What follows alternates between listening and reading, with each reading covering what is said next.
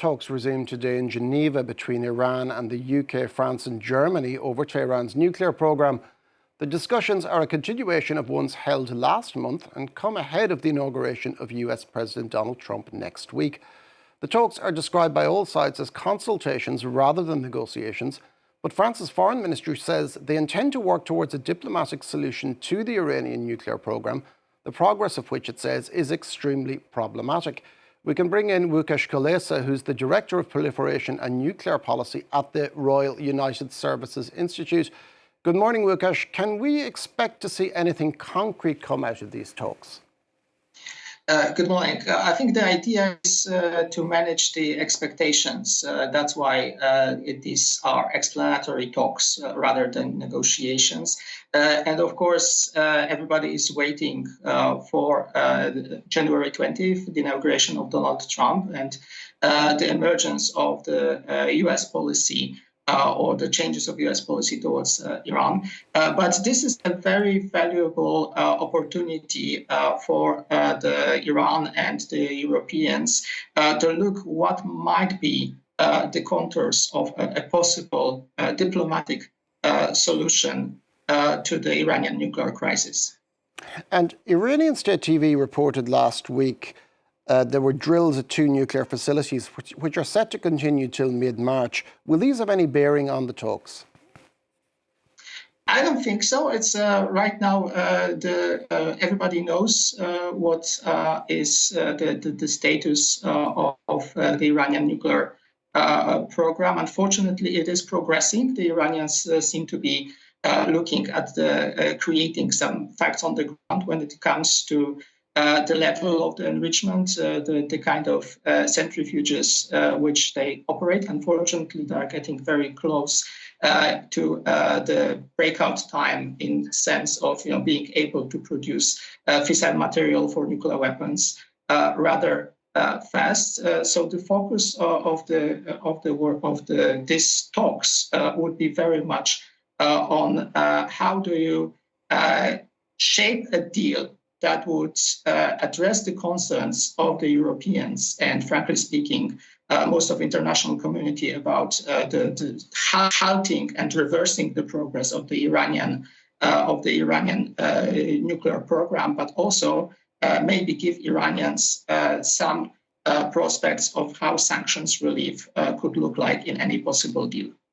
And incoming US President Donald Trump, in his first term in office, he imposed crippling sanctions on Tehran, but he's offering a carrot as well as a stick this time. He's calling for a deal with Tehran, while saying also that Iran cannot have a nuclear program. Is he going to do things any different this time?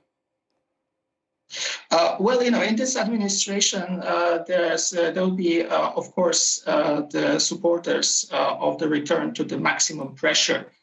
In the first Trump administration, he not just withdrew from the Joint Comprehensive Plan of Action, the agreement with Iran, but also introduced additional sanctions and various other sorts of pressure on Tehran.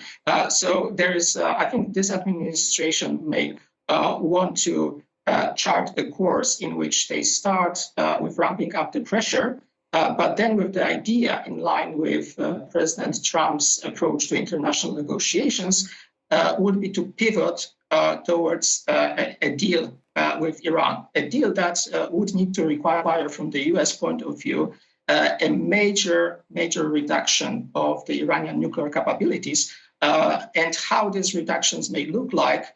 That might be one of the questions on the agenda of today's and tomorrow's talks in Geneva. And on the European side, French President Emmanuel Macron has said that we're at a point of no return in discussions regarding Iran's nuclear program. And he said European countries should consider reimposing sanctions if no progress is made. Is this a sign of a hardening line in Europe on this matter? There is a sense of urgency and the idea that if the progress of the Iran nuclear program is not halted, that we might be heading towards a crisis that would have negative impact on Europe and on the Europeans. Because we are talking about the possibility of military attack against Iranian facilities by Israel, by the United States, some combination of countries. We are also talking about the possibility of Iran withdrawing from the Nuclear Non-Proliferation Treaty and going openly towards weaponization, towards possession of nuclear weapons. The Europeans here have a leverage because that they can invoke the so-called snapback provision, which allows to reimpose sanctions on Iran, which were previously adopted by the United Nations Security Council and are now suspended. But this possibility basically ends in October of this year, when the deadline of the JCPOA and JCPOA itself ends. So there is leverage for the Europeans to use. But I think right now the idea is that they would try a diplomatic track because they want to avoid going the path to escalation, potentially leading to a military confrontation with Iran, which again, as I said, would very negatively also impact the security of Europe. Now, the Sunday Times reported yesterday that Tehran has been turning to Russia for nuclear expertise, and this is clearly in exchange for a large number of Shahed drones that Tehran has sent to Russia. How concerned would European countries be by this development? Well, we should be concerned overall about the strengthening of the Iran-Russia relationship, and I think soon we'll see a new treaty which would strengthen this relationship. Obviously, nuclear is part of it. Right now, I'm slightly less concerned about the possibility of direct transfers of technology. It's more about Russia, which is able to block or blunt any diplomatic solutions that would need to involve Russia in the UN Security Council, but also to work around or weaken the effects of sanctions, both the existing ones and those that could be imposed on Tehran. So the emergence of Russia, not as a country, as in the past, that was in a sense supporting the international efforts to put some restraints on the Iranian nuclear program, but a country that is basically shielding Iran from pressure. That's something that we are concerned about, and that's something that we need to take into account.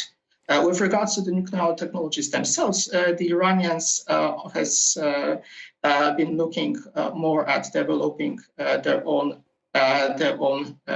capabilities. What might be important here is the potential transfers of conventional weapons, including air and missile defense systems from Russia to Iran. Iran has seen its allies in the region, Hamas, Hezbollah, and the Bashar al-Assad regime in Syria, either decimated or destroyed in recent months. How is this figuring in its latest nuclear plans? Well, the Iranians had the deterrence strategy that contained a number of elements. One was the existence of the so-called axis of resistance, or the proxies that they could use in response to a potential attack. The other one was the existence of a major stockpile of missiles and other long-range systems. The nuclear program was seen, in a sense, as something of a backstop guarantee to deterrence. Right now, when the axis of resistance is seriously weakened, the missile capabilities have proven their weaknesses as they twice tried to attack Israel and failed to inflict any considerable damage through missile and drone attack.